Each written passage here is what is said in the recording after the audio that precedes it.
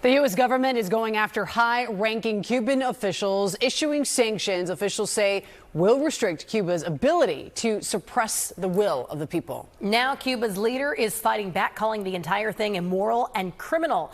Let's get to political reporter Hatzel, Vela, who is live for us in the newsroom with everything Cuba this noon. Shelley, Roxy, we'll get to what Cuba's leader is saying in a second, but first let's talk about something peculiar happening on the island. The Cuban government announced new rules that authorizes the freezing of bank accounts on the island. The newly released order says Cuba's Ministry of Interior, which is as you may know, the political arm of the government, can work with the Central Bank of Cuba to freeze accounts, property, and other assets without notification. The document says they're doing this to confront terrorism. Some context here, though. In the past, in Cuba, the label terrorist could be applied to activists or political opponents. On the most recent sanctions, here's what Cuba's leader is saying. He says it is immoral, illegal, and criminal. The executive order that pursues and threatens third parties who want to sell fuel to Cuba, penalizing, he goes on to say, companies that want to invest in Cuba or simply provide us with basic goods like food, medicine, and hygiene products or others.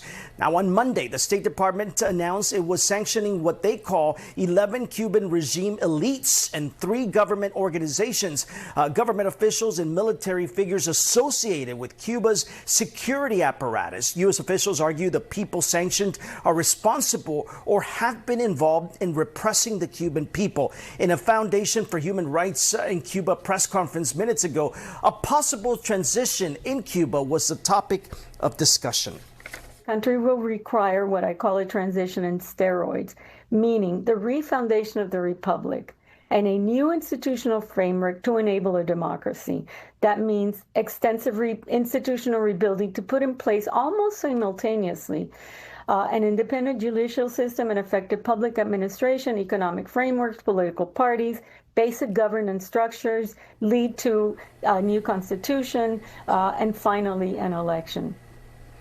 Of course, all of this happening a day before the Department of Justice is expected to announce it is going after Raul Castro, possibly indicting the Cuban leader for his role in the shootdown of the Brothers to the Rescue civilian planes back in 1996. That announcement is expected tomorrow afternoon at the Freedom Tower, ladies. Roxy, I'll send it back to you.